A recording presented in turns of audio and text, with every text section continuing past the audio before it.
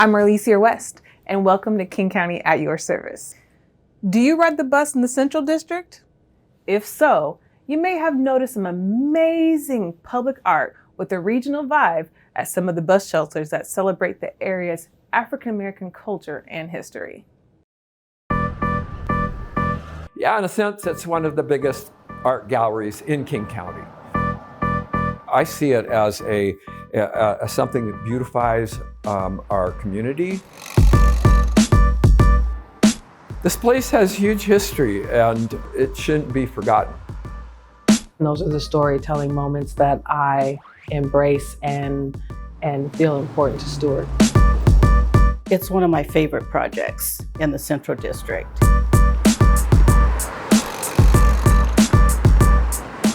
We have over about 1,700 bus stops with shelters around King County, and we have photo murals and painted murals in about, I'm guessing, about 1,400 of those. The Routed in History project, that's a unique project. These are site-specific spots that had an importance to African American history. When we talk about preservation and history, my point of view is always the people. How are the people remembered? What are their stories? How do their stories interconnect? What could be done to really shine light not only on the ground that we're on, but the community that supports this neighborhood? There were people here who created this space, and that things are going to change. That's just the way of the world. But they don't have to change and wipe out what was once before. And so I wanted to do something that would solidify that once you come up 23rd, you have entered into the Central District. There's so much beautiful history of the Central District. And so when you start digging deep and we were talking about it, how did we decide? One of the things that helped to drive it was as we looked at different intersections of the community and what did those intersections and those corners say to us. It really wasn't difficult once we started getting to those particular shelters.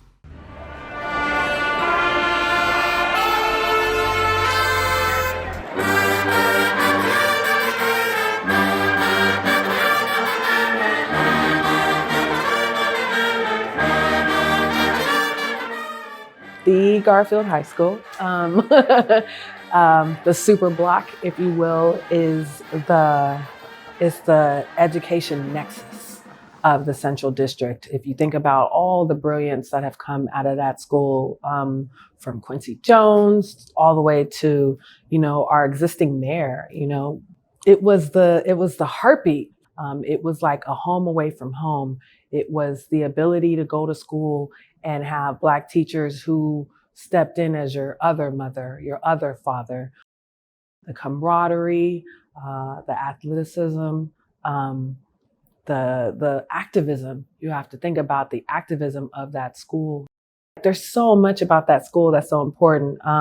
Being able to honor that bus stop that I sat in the 90s when I went to Garfield, is so important, and to shine light on that school and all the greatness that it has created and put out in the community. We chose the G because I was one of the marching 100, so I played the clarinet when I was in the marching band, and so we always had a big G on our chest.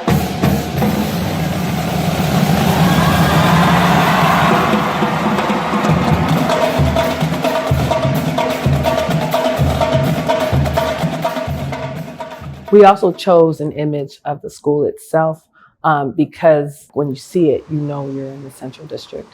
There's also a beautiful poem that's there. It's the alma mater song, and so that's also in there. But I think the most powerful thing to me is to drive by and see that G. You just know you're home. Yeah, you know you're home.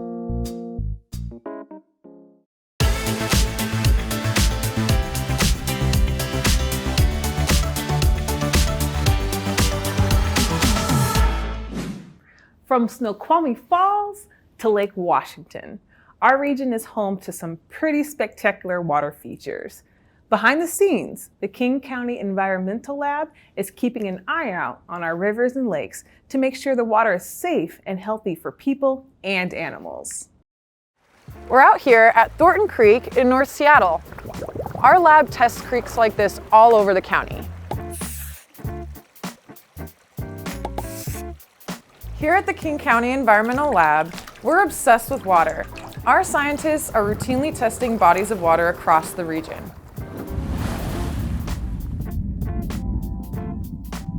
Understanding what's floating by in our waterways is all about keeping you and our environment safe and healthy. Monique is back in the lab getting ready to perform a total suspended solids test. Let's see what she's found. Thanks, Mati. Let's take a look at some water samples. The TSS test measured any kind of particulate that floats around in the water: silt, clay, dirt, little tiny rocks, algae. Suspended solids can affect the clarity of the water, which affects vegetation growth, algae growth, which then goes up the food chain and could also affect fish populations. Since the results for your sample fall into the typical range, that gives us a good indication that there were no events like a flood or nearby construction. This kind of test is important because the data that we collect from this, combined with other data that we get from different tests, can really put together a collective picture of what that environment looks like and how good the water quality is.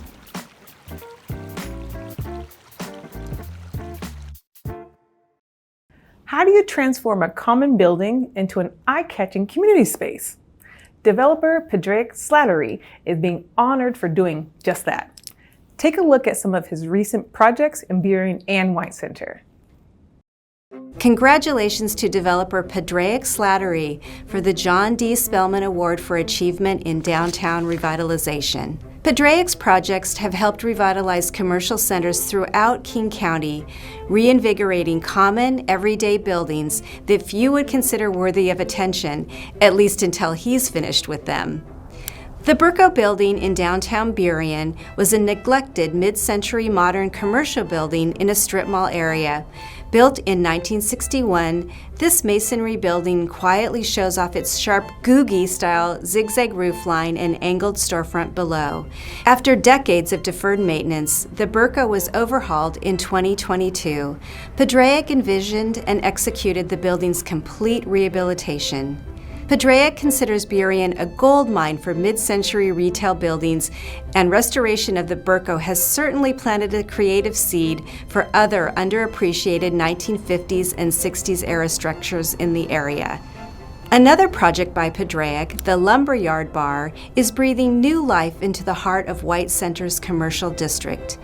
The original Lumberyard Bar, an all-inclusive LGBTQ bar and restaurant, was destroyed in 2021 by an arson fire that also destroyed a strip of adjacent businesses on the west side of 16th Avenue South. The resurrection of the Lumberyard Bar is a story of community resilience and pride.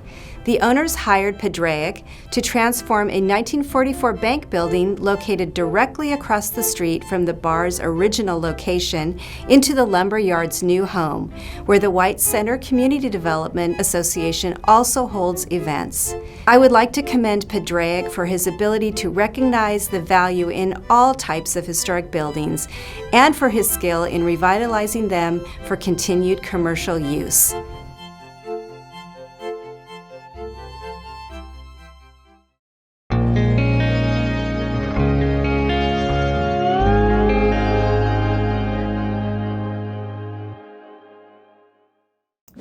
No matter where we live, we love our pets like family. That's why King County has partnered with the Donate Co. Pet Clinic to offer veterinary care for homeless and low-income families and their 4, and sometimes 3-legged friends.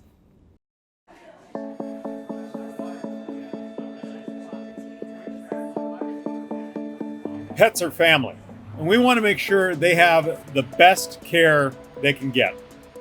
This here is Leia. She's an Australian Shepherd mix. As you can see, she's a tripod dog. She was diagnosed with bone cancer of her front leg, so then she had to have that amputated. She actually was diagnosed here at the Donnie Co Clinic. For 38 years, our commitment remains steadfast. Every animal deserves essential veterinary care, regardless of economic circumstances. The clinic lost its permanent location 2 years ago, and they've been moving about between different borrowed spaces ever since. We are delighted to make this space available to Donnie Co so they can continue their mission of providing veterinary care that transcends income. I'm so glad that Seattle is a very compassionate city, and there's a lot of caring people and a lot of donors to contribute to organizations like this to allow less fortunate people to get some of the services for their animals. You know, not all cats are house cats. Some felines actually work for a living as professional mousers. Check out the Barn Cat program at King County's Regional Animal Services.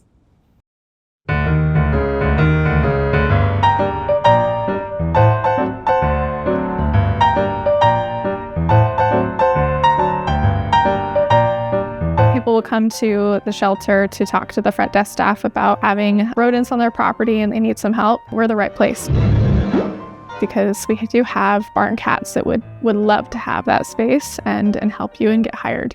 The people who would benefit from this program would definitely be people who are looking for like alternate forms of rodent assistance. If they have like a pest control problem, if they're needing some help, basically hiring a cat for your pest control. So it gives these feral animals a chance to be able to do some rodent patrol for community members in our area. We are basically just the support system for the program called Barn Cats R Us. So the Barn Cat program is based out here at Rask, and it's kind of a win-win for the cats and the community. The Barn Cat program is best for cats that are very shy.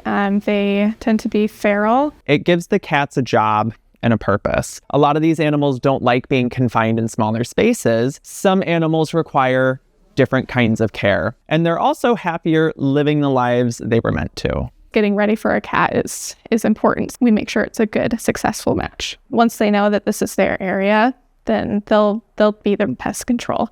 To apply for a barn cat is basically you ask the shelter staff.